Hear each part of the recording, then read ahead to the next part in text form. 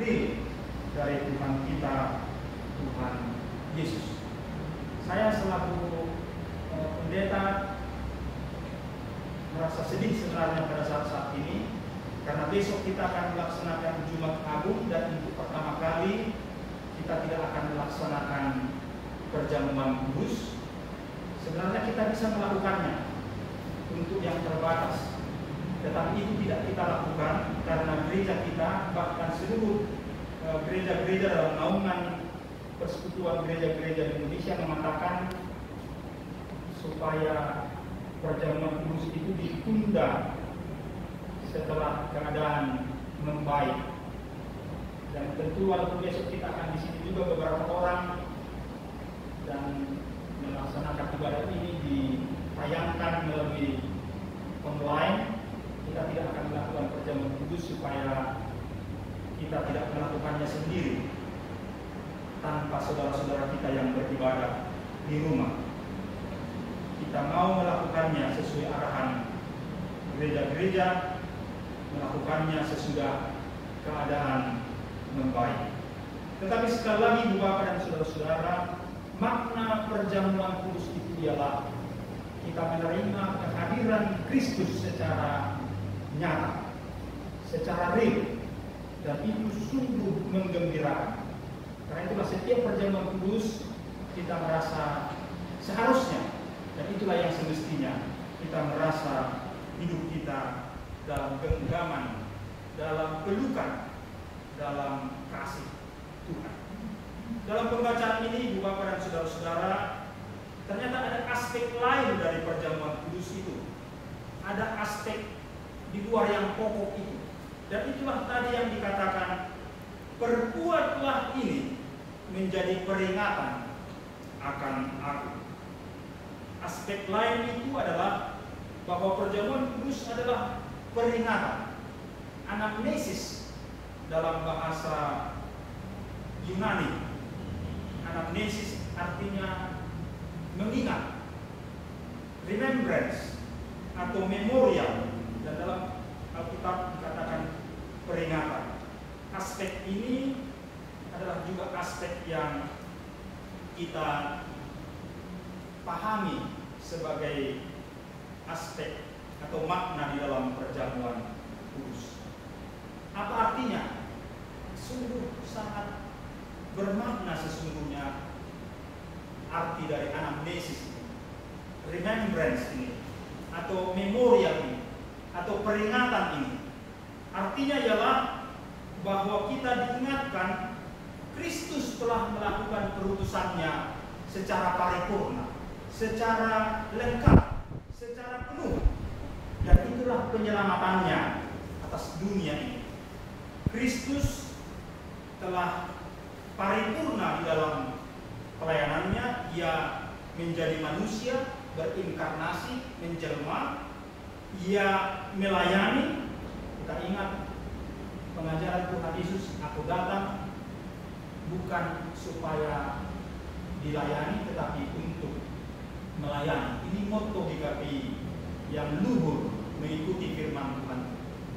Melayani bukan untuk dilayani. Yesus telah melayani.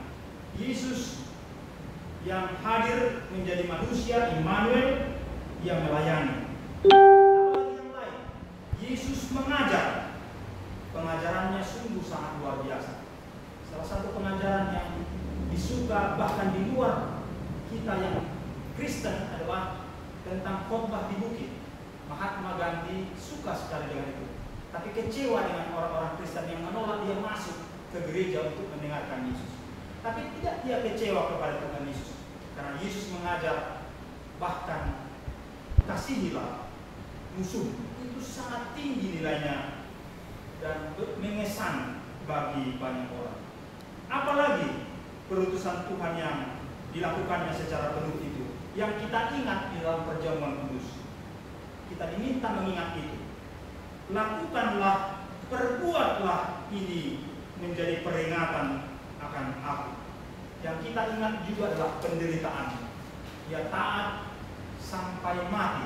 Besok kita akan datang dalam ibadah, apakah di gereja atau di rumah, Silahkanlah tetap menggunakan pakaian hitam, karena kita memang berduka sebab Yesus yang datang itu disalibkan, dipasilakkan oleh siapa? Oleh kita, oleh dosa kita, oleh orang-orang yang tidak menyambut kebaikan. Yesus menderita, tapi kita ketahui melalui merenungkan jalan salib, melalui merenungkan kisah sengsara, kita tahu Yesus menjadi model bagi kita dalam penderitaan, khususnya sekarang ini.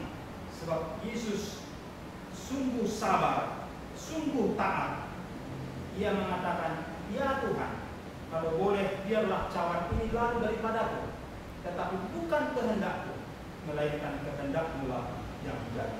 Ia adalah model kita di dalam penderitaan. Tentu ia juga adalah model kita, dan itu akan kita rayakan pada Paskah.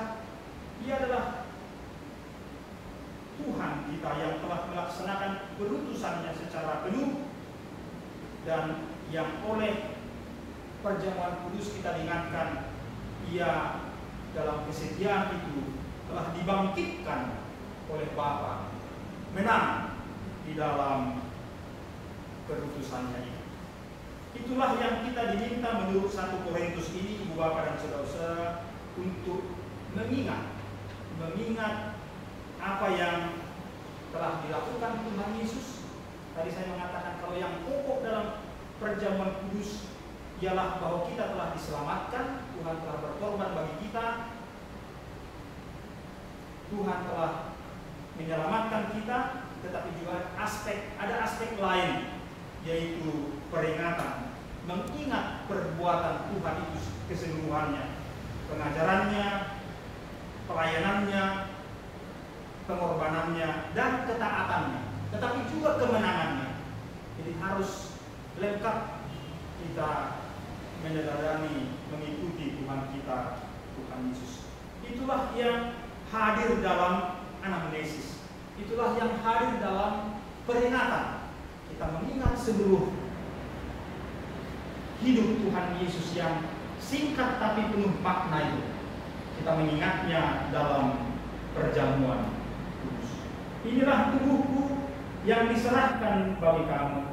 Perbuatlah ini menjadi peringatan akan aku. Dan demikian dikatakan Tuhan Yesus juga untuk cawan itu. Perbuatlah ini setiap kali kamu meminumnya, menjadi peringatan akan aku. Mari kita mengingat pada saat-saat ini ketika kita khawatir. Saya tadi bertanya kepada Yang Bendahara, sudah susah sekarang naik Gojek ya, nomor mobil kata Imam. Jadi saya merasa sangat dikuatkan oleh Yang Bendahara. Demikian juga kita yang saya undang memang sungguh-sungguh Nia, Amang Sibarangkir, Amang Semakin Khalid, Caroline, memang menjadi akan istimewa ini. Datang juga Mama Cen-Cen ya. Saya tadi berpikir Amang Sehan akan datang, tapi tidak apa-apa. Besok akan datang. Puji Tuhan. Kita mengingat semua itu, dan kita dibesarkan hati kita oleh jalan.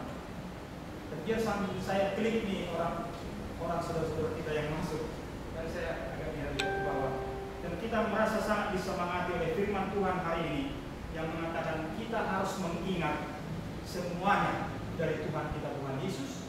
Dan itulah menjadi senjata kita, perlengkapan rohani kita yang digambarkan oleh Rasul Paulus seperti perlengkapan persenjataan tercanggih pada saat itu.